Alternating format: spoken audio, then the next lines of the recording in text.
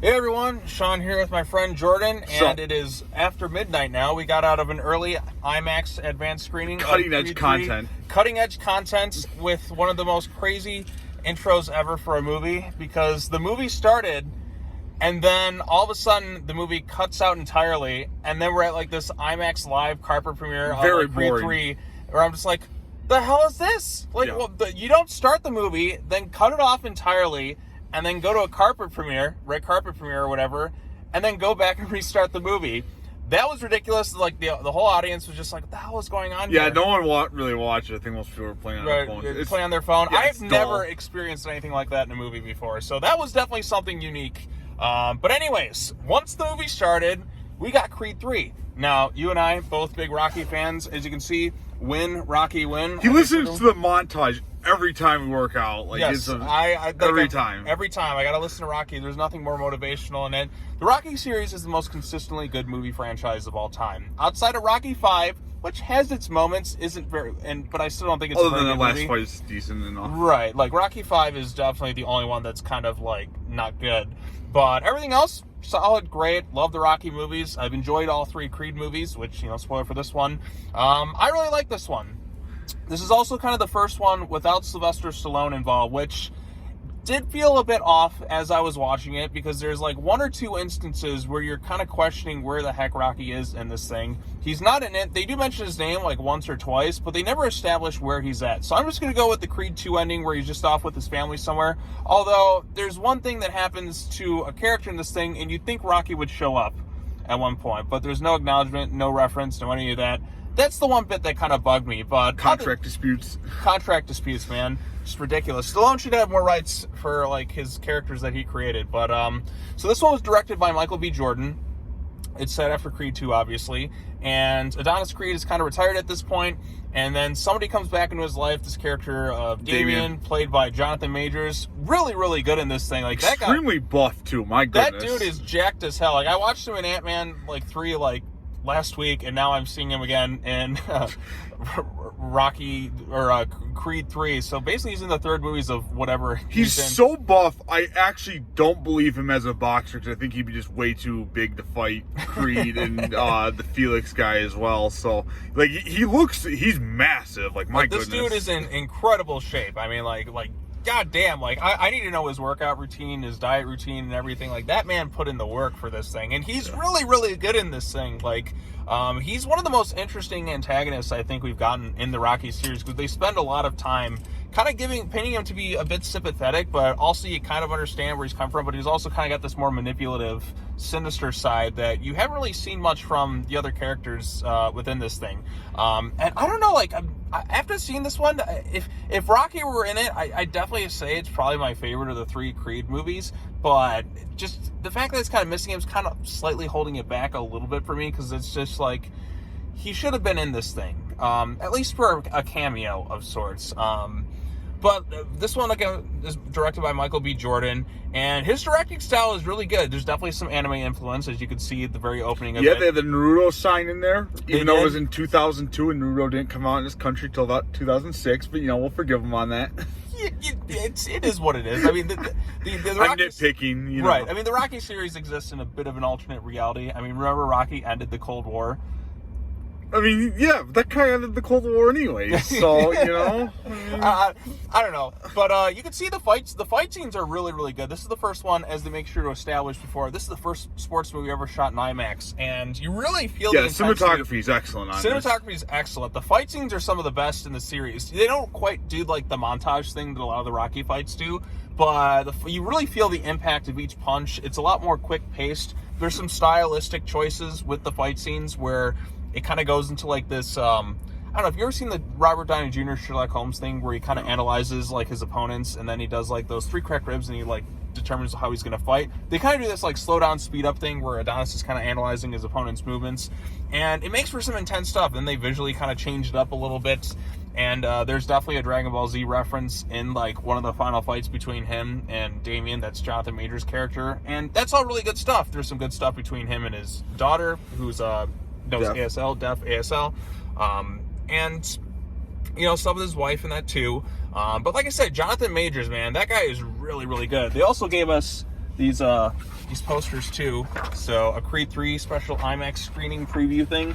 But I really, really liked it. What about you? Yeah, it was nice to see a sequel trilogy that was actually good and, has artistic merit, unlike, The Last Jedi and The Rise of Skywalker. And Sean saw this coming I know. miles away. I had a working name. Well, when you think about it, like, they both started in 2015, right? Yeah, and one is good. There are some things you can nitpick on this for sure. I would say a few goofy bits in there, like the whole setup to the fight between and Red. Like Adonis just, I guess we'll get into a brief spoilers in this, but it's going to lead to the final fight. But anyways, Adonis is like, he goes on like with Stephen A. Smith, and then Damian just happens to call. It's all live on TV, and it's just like, you want to fight me for the title? Okay. Yeah, considering Stephen A. Smith's show is not a dial-in show, that reminds me actually of a Simpsons thing where maybe it is in the Creed world, but yeah, maybe in the Creed. It's also on at night, and First Take is a morning show traditionally. So right. So that felt a little bit silly, and I was kind of chuckling a bit at that one. Not only that too, but Damian has only one pro fight, and when Creed goes in, they're trying to build him like he's his underdog. I'm like, the dude's had one professional fight. Right. I know he's the champ, but that could have been just a fluke type thing. I mean, he did some pretty dirty when Rocky faced spots. Drago, but then again, Drago had a considerable amateur record, and he had.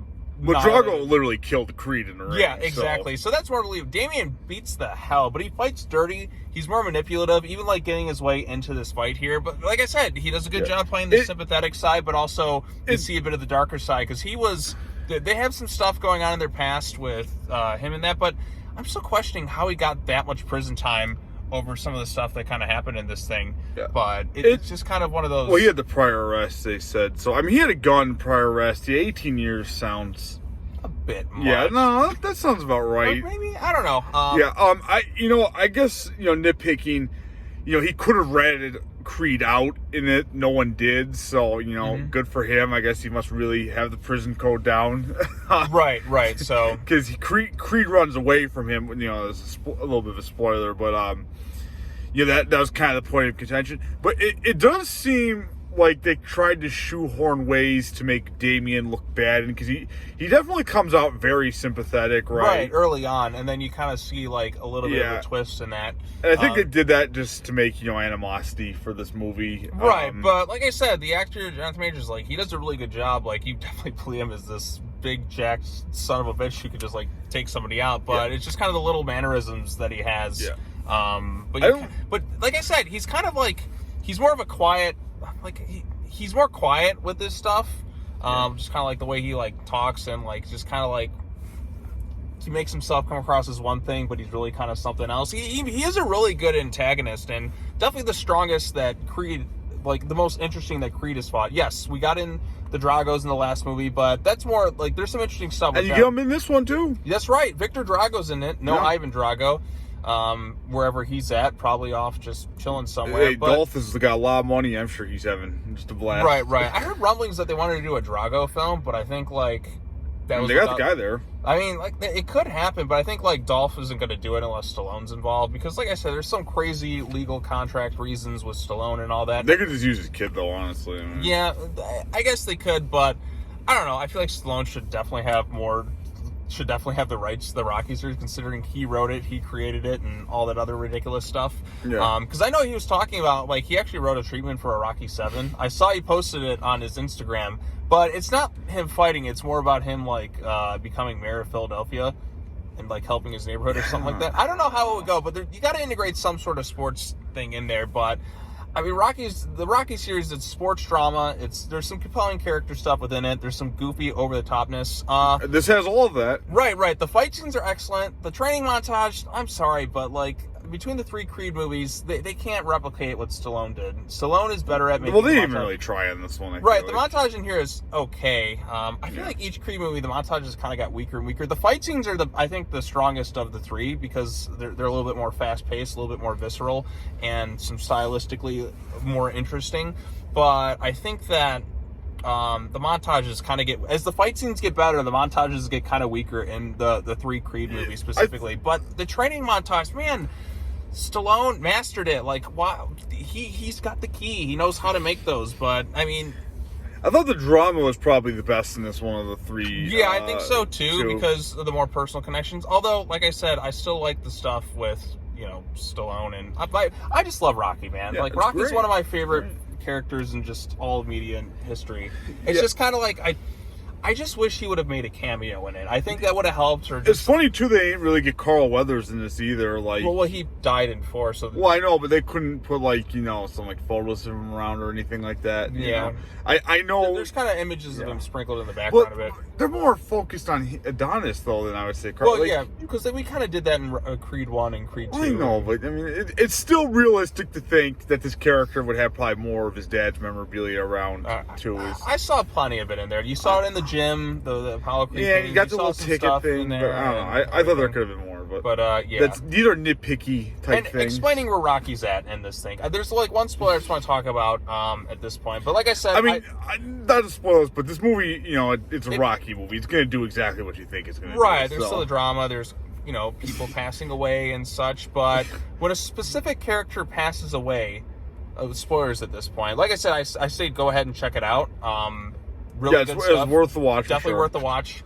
Okay, so spoilers here. Adonis's mom passes away. She dies of a stroke after they had a bit of a blow-up. Which is heavily foreshadowed, too. Right, definitely foreshadowed. Why isn't Rocky at the funeral?